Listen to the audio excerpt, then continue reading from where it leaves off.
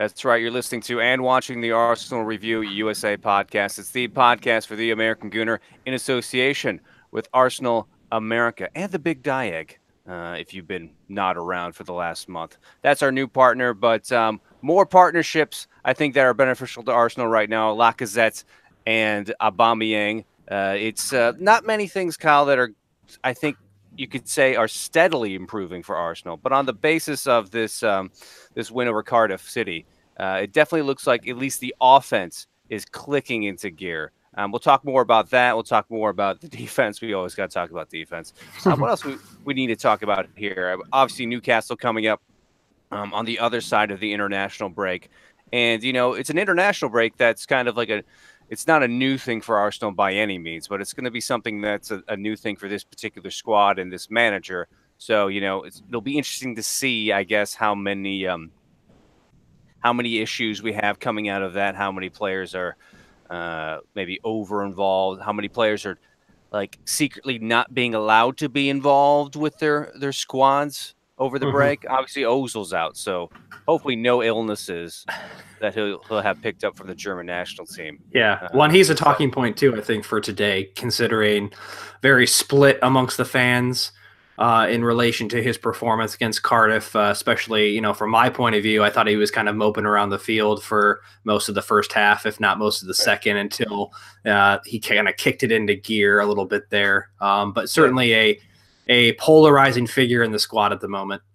Yeah, we'll definitely get into him in a second or two here. Let's get into the good stuff first, because there was good stuff, and for Arsenal supporters, you have to dwell on the good things, I think, as much as you dwell on the bad things. Or I should say, since you dwell so much on the bad things, it's time. Yeah, it's good to switch gears. Yeah. So 2 wins for Arsenal, definitely good things. Like I said, I don't think too much improvement can be found with the defense, who is still letting in all kinds of goals and all kinds of chances against their opponents. I think it was Arsenal had at the end of the day, was it 15 shots or somewhere thereabouts? Don't take me at my word on that. It was around 15 shots on target for Arsenal, and it was just like one less for Cardiff City. So Cardiff City, who didn't actually have, I want to say they didn't have too much of the ball, or at least they didn't have nearly as much of the ball as Arsenal did, still got just about as many chances or shots on target as Arsenal got. So that's still got to be a worry. I mean, I don't know if you, Kyle, could discern any changes in their organization or their communication during the Cardiff City game. I certainly can't. There still seemed to be a lot of opportunities that they were giving Cardiff City that were the exact same opportunities they were giving other teams, in the last 3 games. One of our defenders scored, so that's, it's like a net gain. That is something. I don't know if you saw that celebration. It was kind of interesting that Lacazette basically repeatedly pounded Mustafi on the back of the head to the point where Mustafi turned around in like an annoyance/pain. So I don't know if that's like some pent up frustration that's like, yeah, about time you guys like do something besides just sieve goals. But there's just a little subplot there, perhaps. Read into that as much as you want going forward here. But yeah, the defense didn't seem to improve at all for me, and you got to wonder what's going to be done, what is being done by Unai Emery in that department. I mean, should we talk about defense anymore? Clearly, you need it. I think we've all established that you need it. But as Arsenal supporters, is it worth talking about, or should we just wait a month or two and hope it? It'd probably be smart to wait a month or two, especially with some would say lesser opponents on the schedule. But then again, we did give up 2 to Cardiff, but we did win away from home, so that's good too. I saw a funny video on Twitter that someone posted. It was like, I think a couple of guys sitting around a table in a huge windstorm, and there was like a barn or something behind them that was like blowing over. They kind of turn around and they're just like, whatever. And it was basically Arsenal's midfield when their back line is exposed, sort of thing, like, oh, whatever. But I think that's actually what you're seeing in this Arsenal squad right now. We've talked about it before on previous podcasts and in different review videos that we've put out, and that it's not so much on the back four as all of us think. I mean, obviously, Mustafi and Socrates and Monreal and Bellerin are all guilty of their own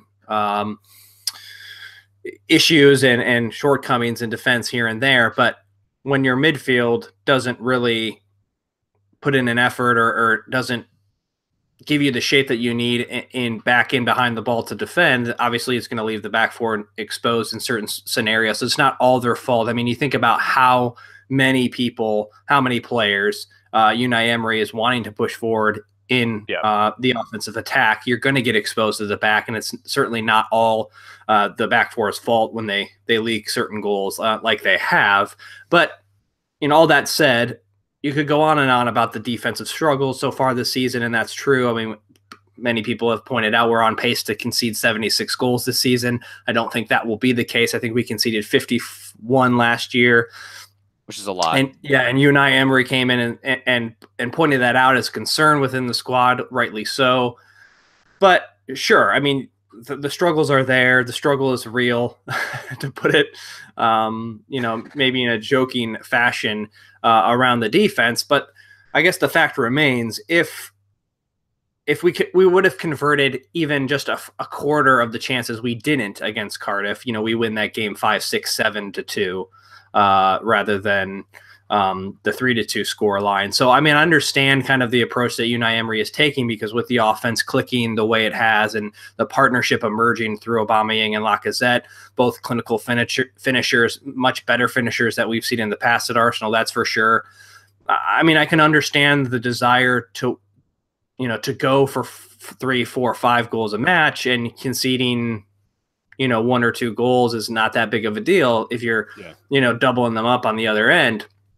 However, when you struggle to finish and struggle to put away the chances like Arsenal did, especially in the first half against Cardiff, it comes back to bite you, especially with that first tying goal that Arsenal, going into halftime 1-1, right. Arsenal score, and then didn't finish their chances on the other end in that first half, and it allowed Cardiff to come down on a counterattack and get that tying goal. So those are the scenarios I think that are really the most worrying from a defensive standpoint, is that you can't do something on the offensive end, right. Or if you're not doing it well, then expect your defense to make up for it every single time. You don't convert on one end. Yeah, well, that's the thing. It's always, I mean, that's why they say defense wins championships. It's an overplayed cliche, but it's certainly true that it's the one thing you can control a lot more probably is your ability to defend. Your ability to at least foil the opposition and stop them from scoring. The one thing you can't always guarantee is that you're going to have a open hose or open supply of goals coming into your side. So yeah, even if you got a partnership, strike partnership duo clicking like Lacazette and Aubameyang, I mean, you can't always guarantee that's going to be forever. So the minute that cuts off, if that's all your focus, especially in midfield, is getting those players supply and supporting them and pushing, the entire midfield and as it is the fullbacks, part of your defense forward. That's gonna leave you exposed, and I think it's generally not going to work out that well unless you're like a Manchester City, who I think we could say probably always have their hose, their supply of goals coming in all the time. So for everybody else, it does put a lot of responsibility on the midfield to gauge it, to be a lot more responsible and mindful of are they getting back, are they not necessarily even getting forward. Like, you can't always go forward. Like, you literally cannot do that every time.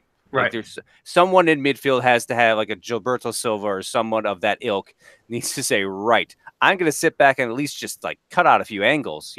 Maybe a lot of the midfield is still going forward, but I can exercise that discipline and realize that it's not always going to be a goal fest for us. And as we pursue that, it's going to leave a lot of opportunities open for the other team. So, that's still something that's that's the thing. I don't know if it's evolving yet at all in Arsenal's midfield, because you look at the players there, with the exception of Torreira, I think he's someone who is very, very more proactive when it comes to defensive things, at least cutting out those angles, stepping in channels and foiling the other team. Xhaka is still the pass master, and he wants to be the pass master who's involved in every play.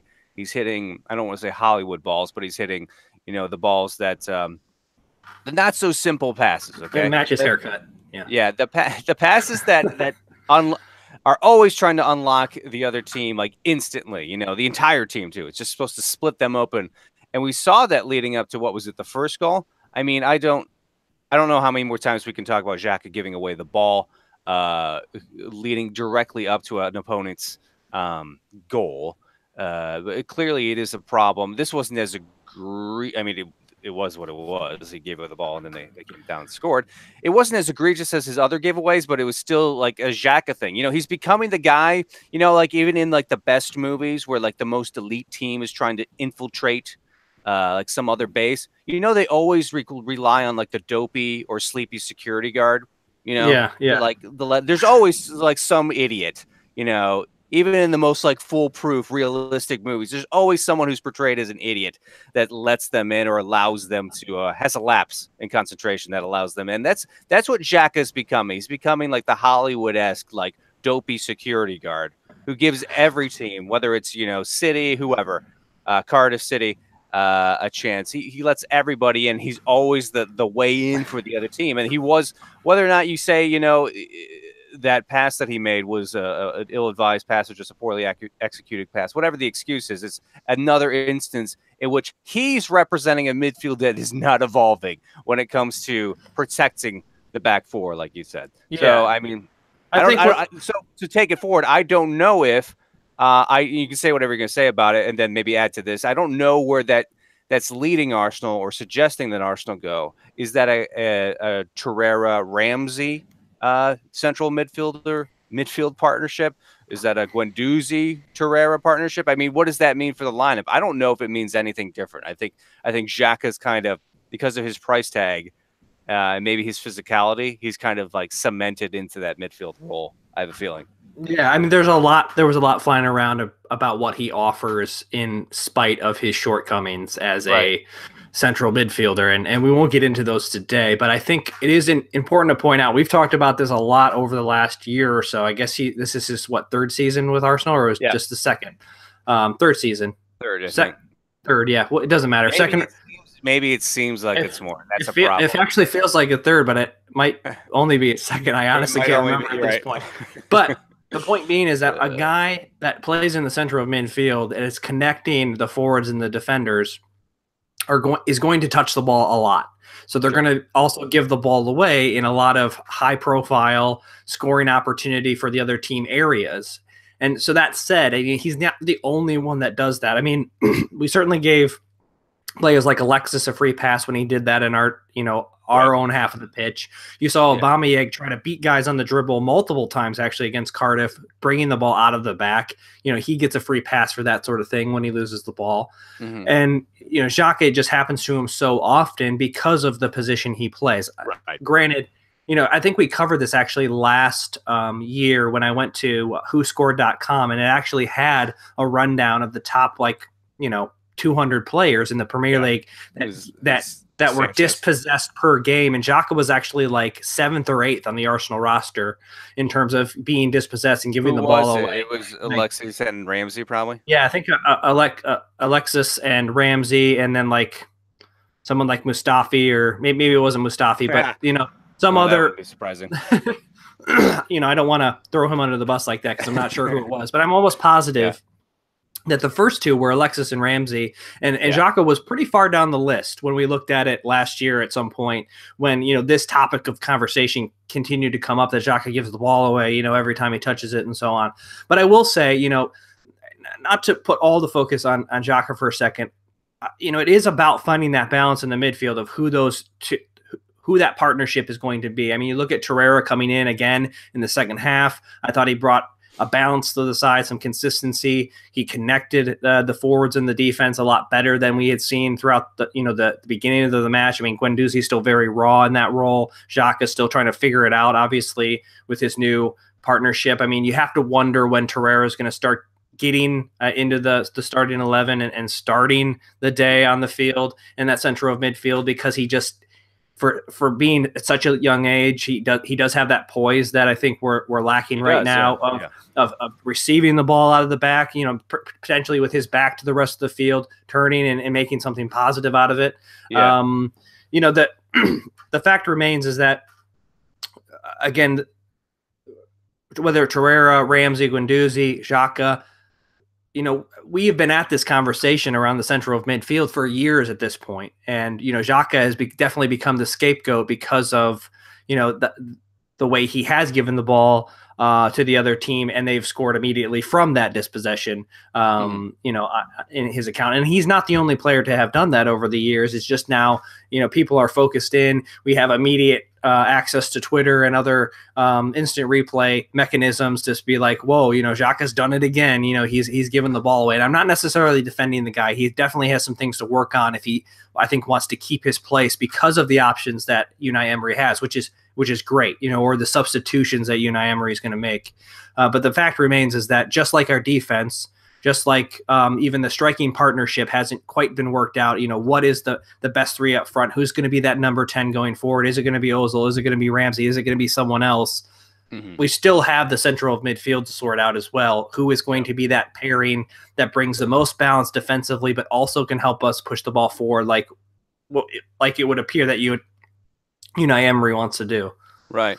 Yeah, and the good news for Arsenal is they have some options. It's not like seasons gone by where it's like, well, it's dust off Coquelin.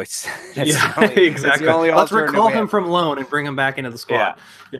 Oh my gosh, yeah, that's not the case anymore. So that being said, I don't know if this is the direct replacement, but good to see Torreira doing so well and having such an offensive impact for Arsenal when he came on yesterday, which he did. Obviously, he provided the assist to Lacazette, but beyond that, he's a player who's not just defensive. That's something that's definitely been in vogue in the last 5-10 years, ever since Jose Mourinho made that or tried to make that like sexy. Having some like midfield defensive dude, always destroying people. He's a lot more resourceful than that Torreira, so it's a bit of a slight to say he's a defensive-minded player. He is, but he's great with the ball at his feet, and he's a great passer too, and he showed that yesterday. So all that said, yes, good to have options. Guendouzi, I still love Guendouzi because while he maybe makes some stupid 19, he's 19, right? 20. Yeah. 19-year-old mistakes. Teenage errors. Yeah. Gosh, you can't forgive that, While he makes those errors, I mean, he is the ultimate. I won't say the ultimate, but he's becoming a great transitional player in that he usually dribbles into transition, and that's something that I feel like even the best teams like Man City aren't expecting, and that's a great way to get the ball, to the offense, and it's usually working. He's very resourceful at that, and like you said, he has a lot of poise. So a lot of options in midfield. We gotta talk about the strike partnership, even just for a little bit here, because it was pretty good yesterday. You got to say, a goal from Aubameyang, and then a goal obviously from Lacazette, who I think he was the man of the match. Lacazette, because just the constant work rate that he exerted yesterday for Aubameyang, setting up chances for him, just making space for the offense, making opportunities for the offense in general. And then his winning goal was, quite sublime. I feel like it was one of those goals that is like always on the cards when a player turns from a narrow, or a forward turns from a narrow angle. Clearly it's set up for him to have a shot. But usually they try to do the textbook low and hard, to see if they can go through and under the keeper. This one's always on the cards. Rarely does it turn off, but it's like it turned off pretty good for Lacazette yesterday. He just upper 90'd it perfectly. So that was the icing on the cake for him. I think he's kind of establishing himself as a Giroud Aubameyang hybrid, in that he's not Aubameyang. He doesn't have the all-out pace that Aubameyang has, and the kind of mercurial, Thierry Henry-esque, speed and everything else that goes with that type of a forward, winger, almost forward. But at the same time, he's incredibly good at hold-up play. So that's why I would compare him to Giroud. He's very good at holding off players. He's very physical, despite what looks like not a huge guy.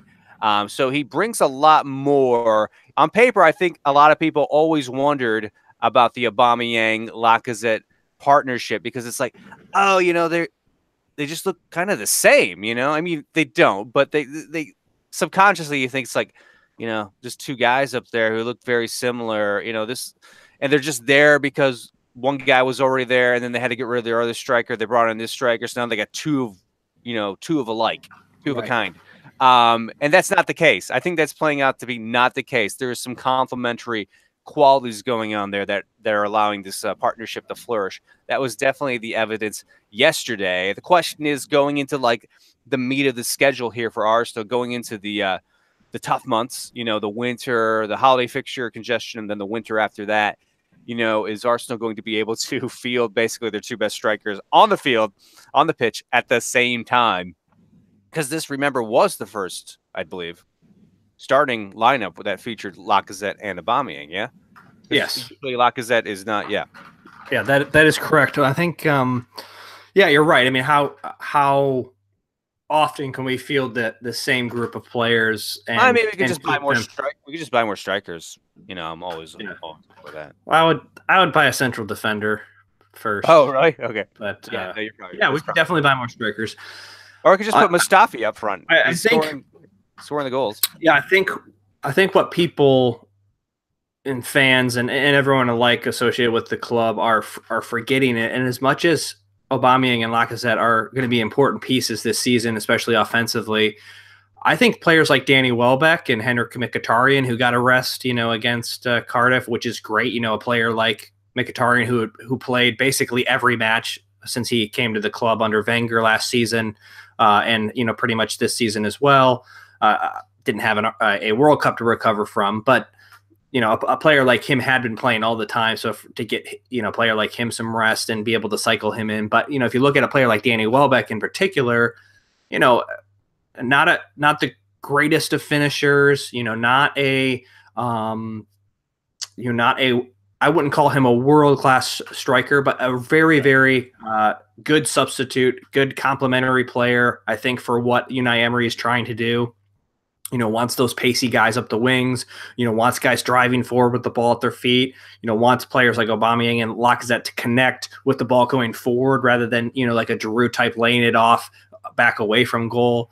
In some of those scenarios. And, a lot of rumors around Danny Welbeck potentially leaving, this past summer, of course, and then, into the future because of that lack of playing time. But, a guy like him, again, as we've talked about with Lacazette, buying into, I think, this new system under Emery, if Welbeck can really embrace his role as a super sub off the bench, a player like him, offensively, as well as others that, may come in for a game or two, getting the start or a substitute to give Lacazette and Aubameyang their rest in the meat of the schedule, like you mentioned, is going to be really, really important for Arsenal. And obviously, Welbeck scoring the third goal against West Ham, and he certainly has his days. He scored some big goals for Arsenal in the past, and I just really, I think the most positive thing when I think about the Arsenal squad is not only this starting group and this dynamic duo that we're seeing forming with Aubameyang and Lacazette, is that some of the players and the quality that we have coming off the bench, and we kind of mentioned it early on in the season, is that when was the last time you could rest a Mkhitaryan, or Torreira's not even starting, and you have a quality keeper on the bench as well to maybe get a start here and there for Czech coming up here in the season. There seems to be some real quality left on the bench on each match day so far this season. Maybe not so much defensively, but you do have the experience of Lichtsteiner to rely on if you need it. And, that's Unai Emery. That said, Unai Emery is still going to be able to kind of tinker and tweak his lineup to get, hopefully find that starting 11 that really starts clicking. And I think we'll have some relatively softer games on the schedule here in the next month and a half to hopefully make that happen. Before we get into that meat of the schedule, Unai Emery can use the personnel that he has to tinker with the lineup a bit here in the next 4 or 5 match days, and really figure it out before we get into November, December, January.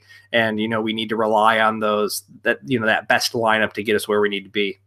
Yeah, and you mentioned some of those players coming off the bench, and we never went back to this, and I think we need to now. We'll try to keep it short, talking about Mesut Ozil. I think we can go off on that for a while, not for any particular negative reason, not that anyone's got a lot of things to vent about Mesut Ozil, but certainly there has been the collective observation, and I'm not talking about the media, okay, because they're always going to key in on the negatives. I'm just talking about the Arsenal fan base, supporters, what I've seen anyway. And then, that's kind of like the echelon or the circles I'm quoting here, referencing. But yeah, there seems to be a lot of uh,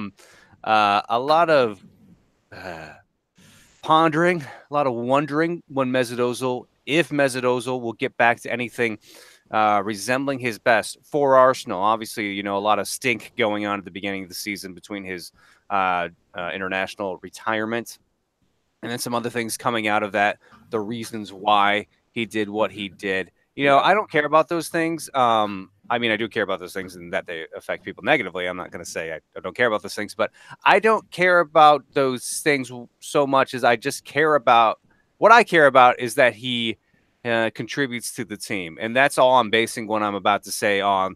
I don't think right now he's worth it. I don't think he's been worth it for a while, maybe a season, maybe since like the beginning of last season. Obviously, he had a little bit of a patch there. I want to say last season, but it's kind of turning into the very. I would say people are really bending over backwards to make him seem like he's worth it, and that might seem like a cruel statement. Like, well, be nice. Why wouldn't you bend over backwards? Well, it's like we're very competitive here, and now we're to a stage where we've got other players who a lot of times deserve to start over him. Yeah. And I'm not even getting into wages yet. I'm not even getting to any of that because that's a big, like ratings thing. Oh, this guy's paid this much. He plays this well. That always changes. But I've always been of the opinion that he is at best a luxury player. Now, when Arsenal's playing well, you want those luxury players. When you've got a fleet of the fastest cars going, it's like, add another great car in there. When you don't, you look at that car that you're paying a lot for, that takes a lot of maintenance, is a little hard to maintain, and you're wondering like, why is that here? Why is that? How does that fit in? And I think Mesut Ozil, more often than not, does not fit in. I know that sounds controversial, but he is a player that, especially with the emerging or the advancing competitiveness of the Premiership, he is finding less and less games where he is able to be Mesut Ozil. And make no mistake about it, like Mesut Ozil is a guy who has to have things like going well around him to do well. And and this is why I say the thing I say about people like bending over backwards to bail him out and to make it seem like he's worth it. I have seen so many stats thrown at me and thrown on blogs and thrown at wherever on social media about his key effing passes or his like whatever these made up stats are that didn't exist like 5 years ago. And since Mesut Ozil, now they exist. It's like key passes, key whatever, and it's like, you know what? I think we can all, even without stats, fairly accurately ascertain like who is a valuable player and who is not. And in these big games or in these testy games, in these physical games, these games that do take a lot of, a lot of gumption from your midfield players, I think we are all on the same page about how useful Mesut Ozil is. And I think that we can all probably agree that currently, and for a little bit here, he has not been useful. And because of that, I say, start him only start him when he's been doing something good for you lately. All right. And to me, he just hasn't been doing anything good for us lately. I could care less whether he starts or not. I think never mind his body language. I'm sorry I said that because that's going to sound like another cliche, a negative thing. It's true though. It's true.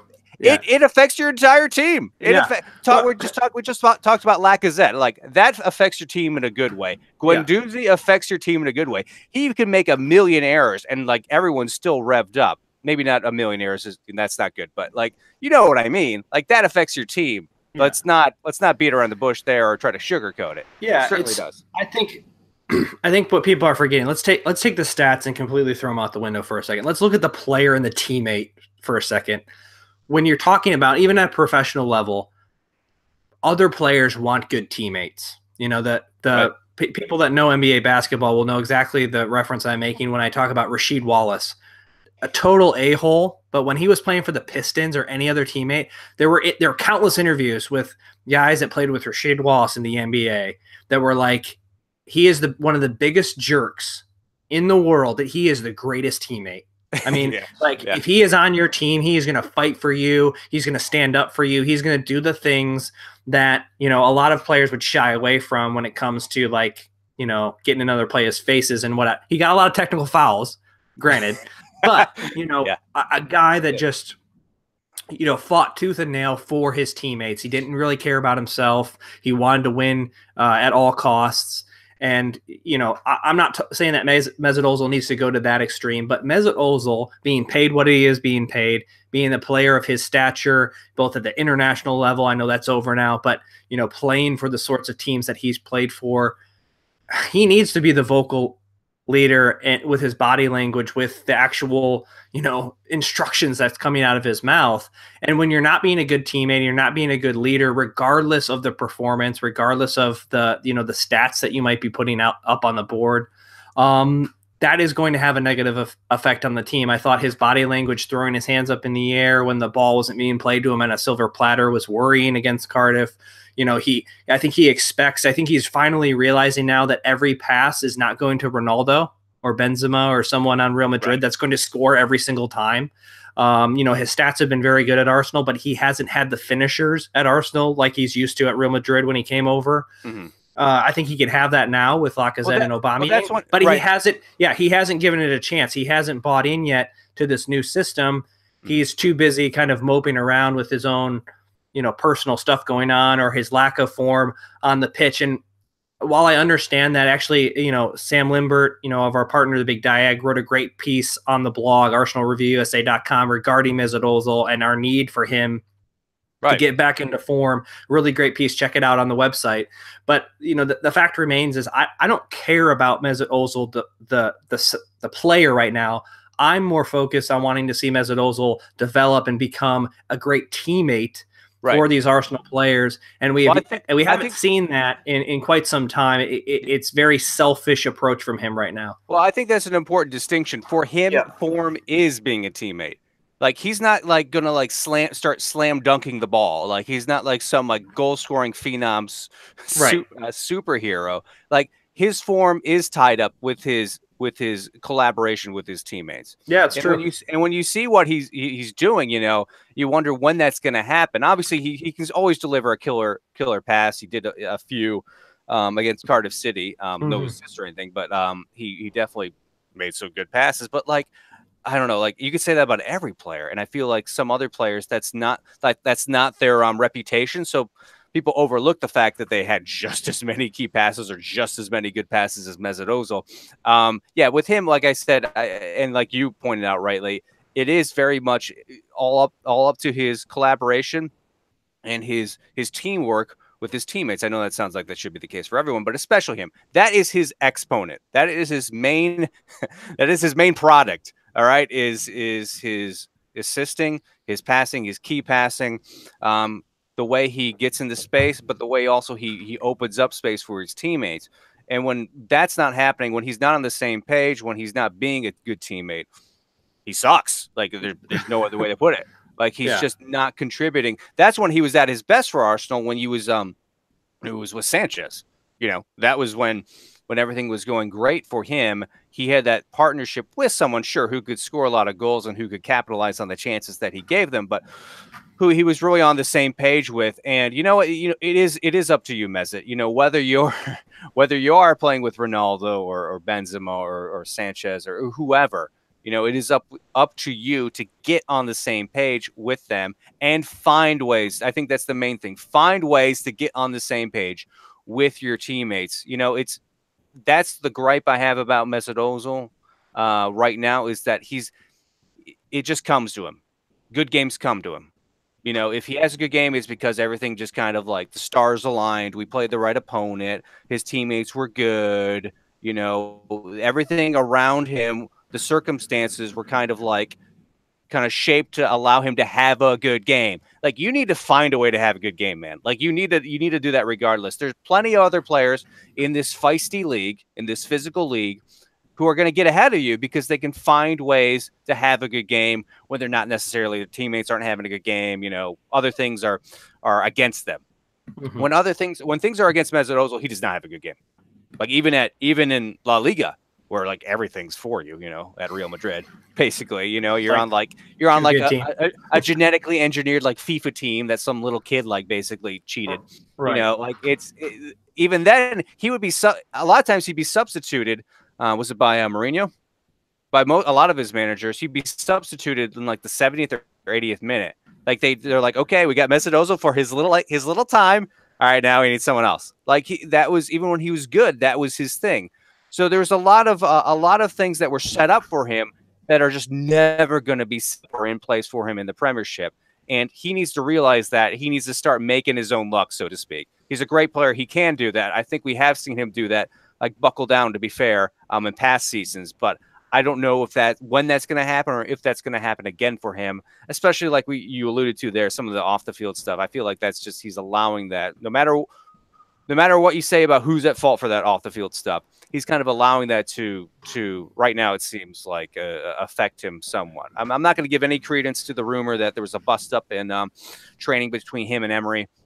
Whatever, if there was like, side note on that, I assume there's like bust ups all the time in training. Like there are bust ups in high school training, like if it's anything like a normal training session between red-blooded males, I'm sure there are plenty of bust ups who are like shouting matches. I mean, so like the Arsenal Instagram account wouldn't let on to that, but yeah, right. I'm sure there are. Yeah. Well, and I mean the fact remains is that you have a player who's had it easy. He came in under a manager that wasn't going to push back, I think, with his moodiness and whatnot. And I'm sure Unai Emery is not having it. He's trying to figure out his best 11, how to get these players to play together, score a lot of goals and hopefully keep some clean sheets in the process. And he hasn't figured out that yet. So I mean, whether Mesut Ozil again buys into this new system and how Unai Emery wants to play is yet to be determined, and I think it's going to be on him, solely on his shoulders to sort that out. Because like we've said a number of times, we've given nothing but praise to a player like Lacazette for buying into this new system. And granted, he is getting quite a bit of playing time under the new system, but he's starting to flourish now because I think he's bought in. He's bought into the work rate, and we've talked now for about 10 minutes at length about the shortcomings of at the very least, Mesut Ozil's attitude towards this season so far and what he's brought to the pitch in terms of a mental approach and being a good teammate. But as a player, if Mesut Ozil can figure out how to contribute without having to, provide 3 assists a game or make X amount of key passes, if he can figure out what other parts of his game are going to contribute to Arsenal being successful on the pitch, then I think people can rally around a player like him and say, Mesut, you don't have to provide 3 assists a game. You don't have to provide 10 key passes. You don't have to be the leader in this statistical category in the Premier League. That's not what we want out of you. We want you to fill the creative gaps or the distribution gaps that the midfield is lacking at the moment. Those are the sorts of things that we need from you right now. And, we're not the ones going to be telling that. Hopefully Unai Emery is seeing the same things everyone else is. Yeah. But if you can buy into that idea of there are other parts of my game that are world class, not just being the provider of assists, of the end product, if he can be the intermediary that's connecting the defense and connecting that forward line, who knows? Maybe a Mesut Ozil is going to be the guy that really helps be the catalyst of driving the ball up the pitch when we're playing out of the back. Those are the sorts of things I think, if we can get him to do, we'll see a lot more out of him. Yeah, real quick, and then we'll move on. I think you got some contest stuff, and we need to move on to that anyway. But yeah, real quick about that, I think it's interesting that, there are some other things I can even remember from early on in his Arsenal career that I thought were interesting.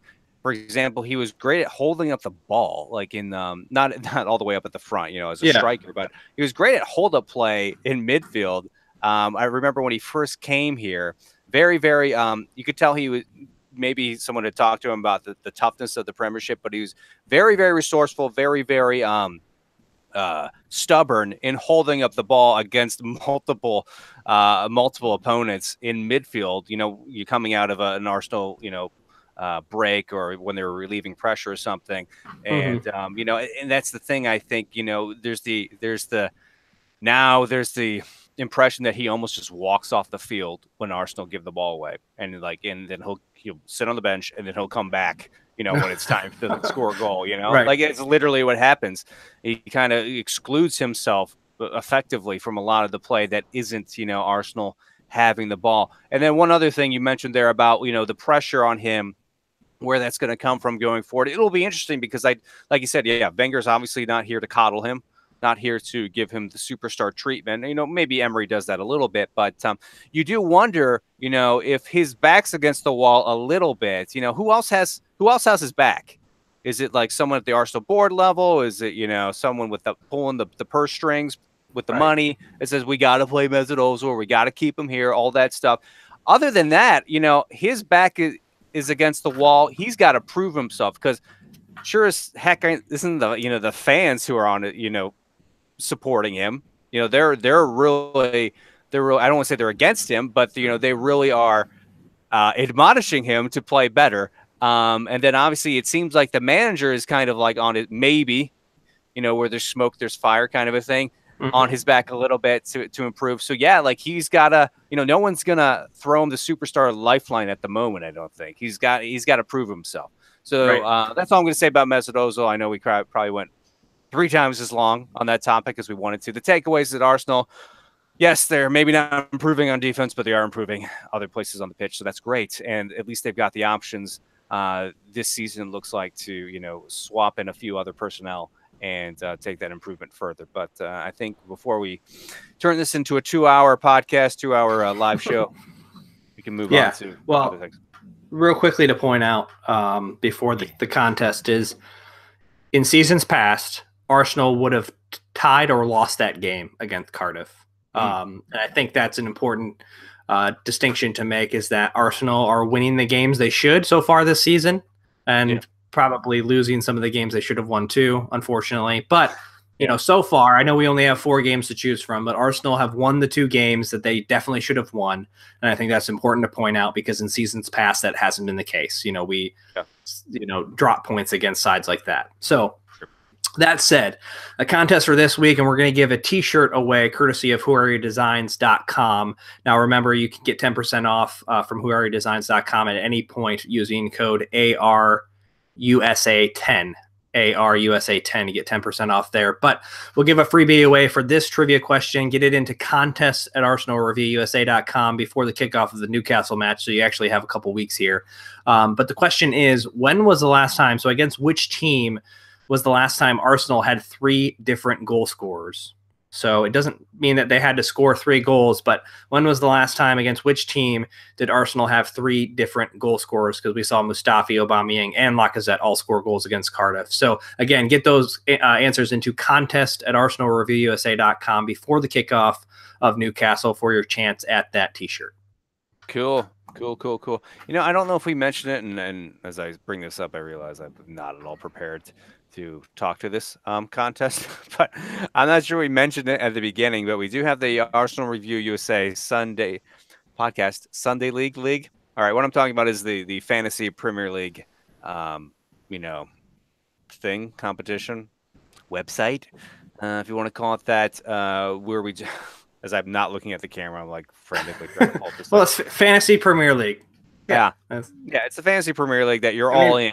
If you were, let's put it this way, we're inviting you to come out to it. You don't have to come out to anything to join it again this year. If you were part of it last year, I think you're automatically renewed in it. But it is going on, and I don't know if it's open now that I say all this. What I'm saying is, if you still want to join it and are able, I'll make it so you're able for a couple weeks here. Yeah, we'll post a link. The chances are plenty because yours truly is 24th out of 33 right now. So, there's a lot of room at the top there. But yeah, just want to make you aware of that. Also, we need to do we already did our predictions, it looks like. Yeah, looks like, Kyle, you had a 2-1 win for Arsenal against Newcastle.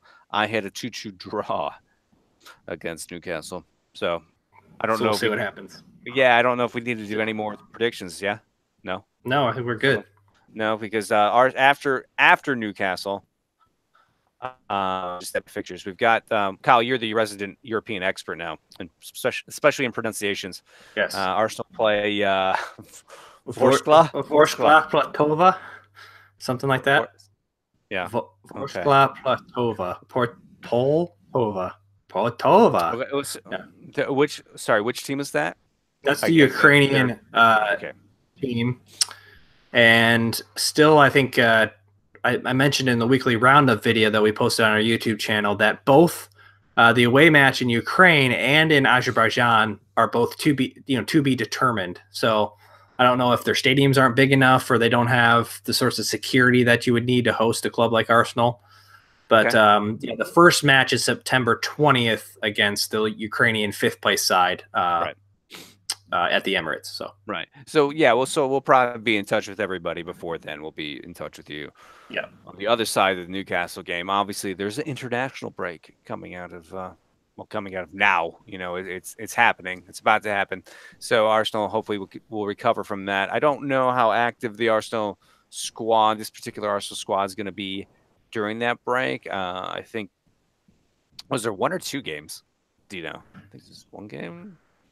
Maybe just one game on the weekend, maybe. Yeah. So just one game. Hopefully that won't bang everybody up too much. But who knows? If it does, I mean, that's not good. But we might see off the back of this international break is what I'm trying to say. We might see some rotation, shifting things around in midfield even. But yeah, it'll be interesting to see how the squad changes a little bit off the back of this break. So yeah. Anyway, I think that's all we got for you on this podcast, on this live show. Thanks for tuning in. Thanks for watching. You can watch a lot of other things here on our YouTube channel. And obviously, we'll always have the podcast available as well, as often as we do it, 2 or 3 times a month. So that's how you can find us. More importantly, support the Arsenal here for the next couple of weeks. Good to see them win a game. When you haven't seen them win a game in a while or a couple games, it's always nice to go back and watch the whole game. Again, the second time when you got it DVR'd, just something good about already knowing the outcome, being able to watch the game without freaking out that Petr Cech's gonna give the ball away. I mean, we didn't talk about that even, but the less said about that, the better. That Petr Cech's gonna yield what is effectively we'll blame Xhaka for that one too. Yeah, sure. Yeah. Sure. Yeah. We'll talk about that on another podcast. Maybe that'll be a separate video that we put out, goalkeeper discussion, where we're at with that. Yeah. But anyway, it's nice to be able to watch these games where Arsenal wins and just feel good about life. So maybe do that, if you don't want to watch any international football here in the next week. Either way, we'll get in touch with you on the other side of the Newcastle game, probably before the I can't pronounce that team's name, but before the Europa League game. So that's when you'll see us next. Until then, as always, remember, support the Arsenal and have a good 2 weeks.